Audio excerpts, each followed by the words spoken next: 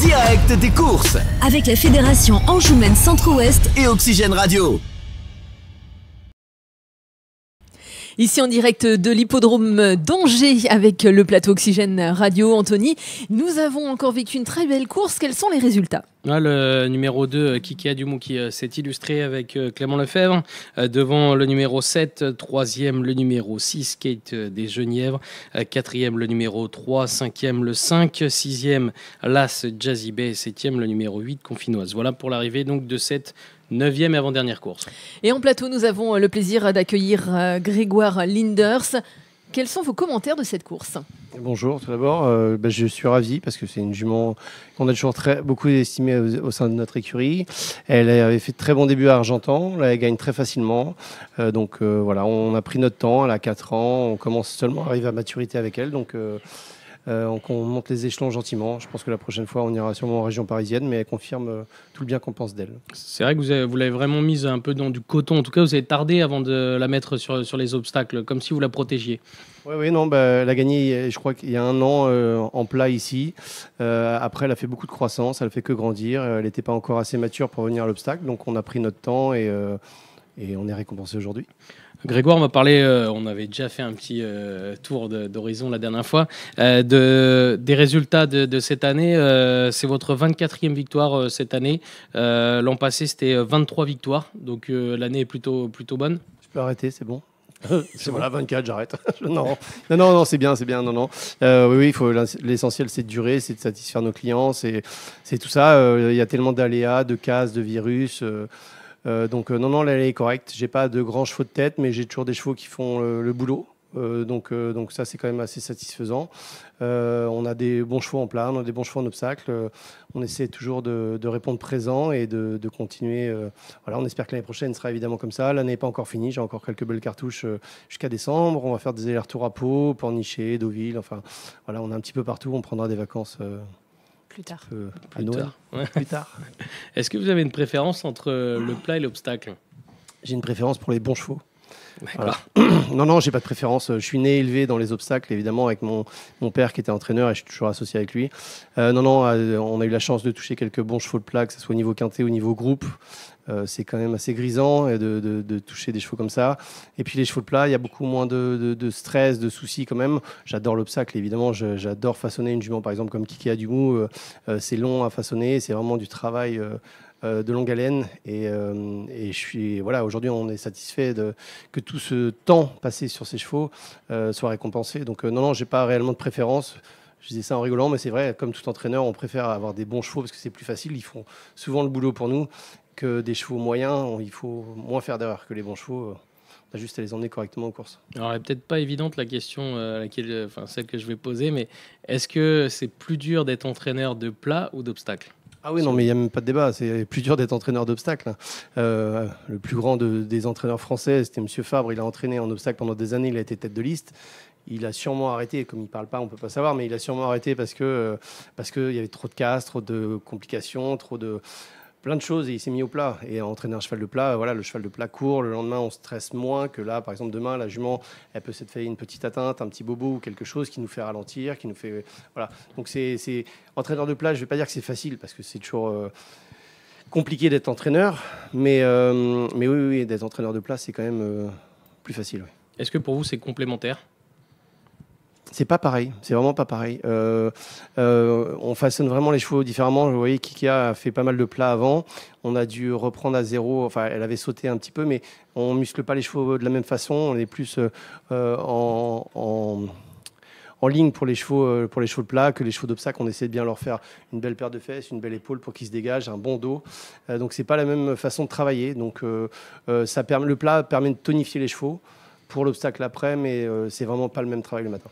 Et justement, par exemple, une jument comme Kikea, est-ce que c'est pas difficile de les faire passer du plat où elles sont un peu sur le gaz, sur les nerfs, entre guillemets, et de les faire passer après en obstacle où il faut qu'ils soient un peu plus tempérés, un peu plus à l'écoute du jockey ? C'est pour ça que ces 2 premières courses, on l'a monté en retrait, pour justement qu'elles comprennent. Là, aujourd'hui, même Clément a été très, très patient. Je tiens à signaler que voilà, on gagne, on est là sur le plateau. Et Clément Lefebvre, après la dernière a tapé sa jument et il s'est complètement luxé le bras. Donc, j'espère qu'il n'a rien de grave. Il va aller passer des examens, mais il avait mal sur le coup. Donc, on sourit, mais d'un autre côté, c'est un peu... grisant parce que lui a tapé et il s'est fait mal. Donc voilà. Mais autrement, pour revenir sur la jument, on les façonne. Voilà, c'est ça, les chevaux d'obstacle, il faut les façonner, que ce soit le matin ou l'après-midi. On a fait 2 courses sages. Au fur et à mesure, on pourra se rapprocher des chevaux de tête tout le parcours et continuer à gagner des courses. Justement, vous dites on façonne le cheval. Qu'est-ce que ça veut dire de vos propres mots?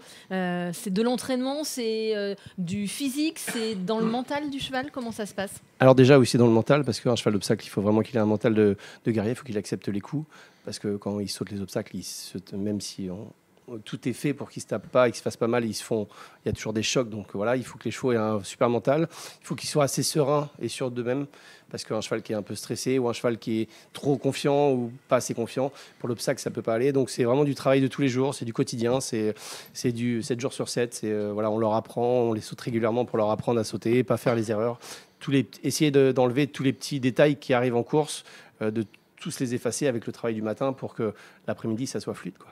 Et justement, à quel moment vous vous dites là, ça y est, c'est bon? C'est eux qui nous le disent.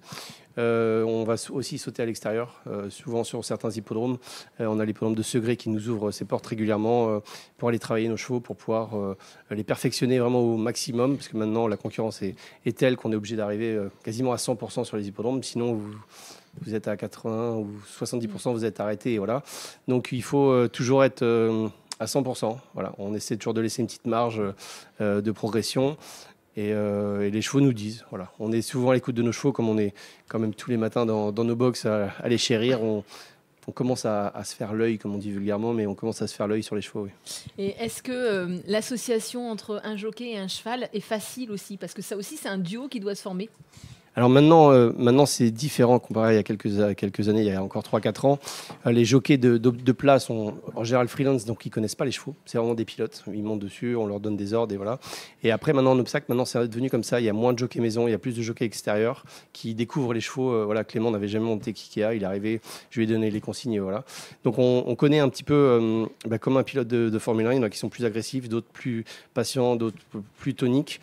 Voilà, en voyant les courses, on sait comment monter tel ou tel jockey. On essaie d'adapter le bon jockey avec le bon cheval.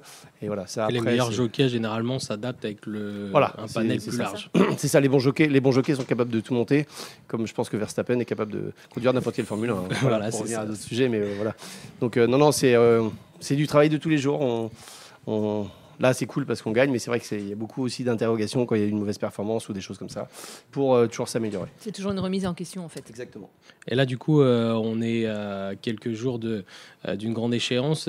Comment ça se passe pour vous? Est-ce que vous avez des cartouches Moi, ce week-end, non, ça va être un petit week-end. Je vais juste avoir Iceberg du Large, qui est un super serviteur. Je ne sais pas encore si je cours le samedi en haie ou le dimanche en steeple. Le cheval est en super forme. Il va encore défendre ses chances à 100%. Il lui manque le petit éclair de classe pour gagner. Je pense une 3-4e place, que ce soit en haie ou en steeple, est possible pour lui. J'ai la semaine un peu chargée. Je vais à Pornichet mercredi, jeudi à Fontainebleau et vendredi à Saint-Cloud. Et après, le week-end de l'obstacle. Et des bonnes cartouches là, pour les gens qui nous regardent? Ouais, j'ai 1-2 ans que j'aime bien vendredi à Saint-Cloud. Ouais. Un petit cheval qui s'appelle Mon Favori, qui est assez sympa. Donc, pourquoi pas. Il a le nom qui va avec. Ouais, donc, je l'attendais pour ces terrains-là. Donc, voilà, c'est un petit cheval sympa. C'est bien noté. Merci à vous, Grégoire Linders. Nous allons maintenant accueillir Jean-Étienne Fréon. Vous êtes stagiaire commissaire.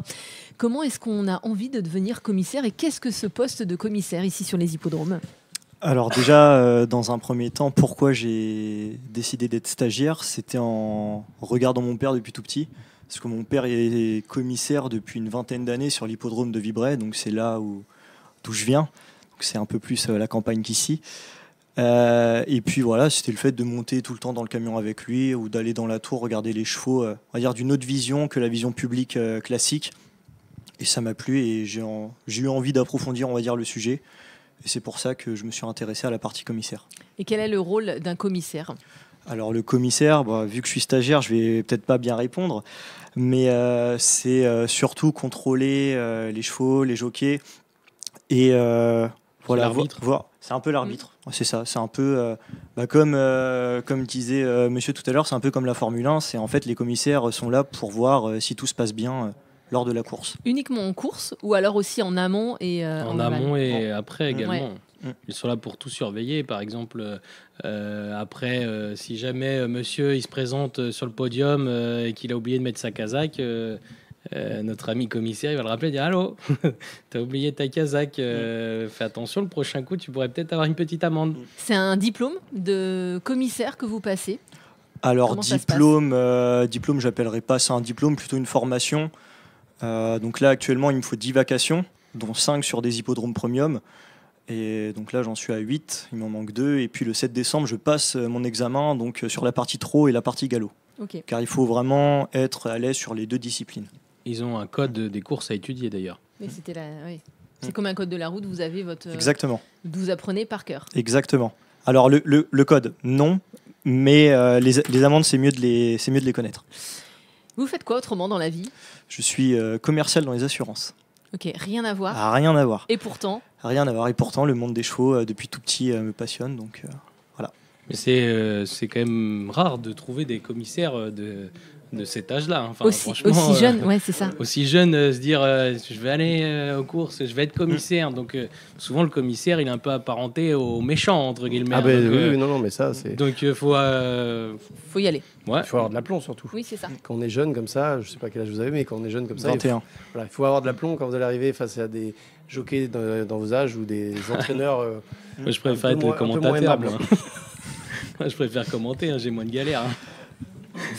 Être commissaire, vous avez envie d'évoluer, c'est-à-dire de faire toutes les courses. Comment ça se passe? Ou alors vous avez justement un certain nombre de vacations à faire? Alors, surtout 10 vacations. Mhm. Donc là, c'est les 10 vacations pour me permettre d'être, alors entre guillemets, diplômé, parce que c'est pas vraiment un diplôme qu'on passe. Mais voilà, c'est surtout pour aider sur les petits hippodromes du coin d'où je viens, donc Vibray, Montmirail, pour aider les personnes voilà, que j'aime depuis tout petit, et puis pour aider les bénévoles au quotidien, parce que maintenant on sait que c'est pas facile de trouver des bénévoles sur des hippodromes. Et voilà, sur Vibray par exemple, je suis pas le plus jeune, mais on est deux qui, voilà, à moins de 20 ans quasiment. Justement, c'était ma question. Est-ce que vous entraînez les copains et les copines à venir sur les hippodromes avec vous? Alors on essaye, parce qu'il y en a beaucoup qui ont pas mal d'a priori, parce qu'il y en a qui peuvent se dire que le milieu du cheval est un milieu assez fermé. Mais bon, après, je leur dis avant de devenir bénévole, venez passer 1 ou 2 journées voilà, sur un hippodrome comme celui d'Angers, celui du Mans, ou même à Vibray l'été. Et puis après, voilà, si ça leur plaît, ils peuvent s'inscrire.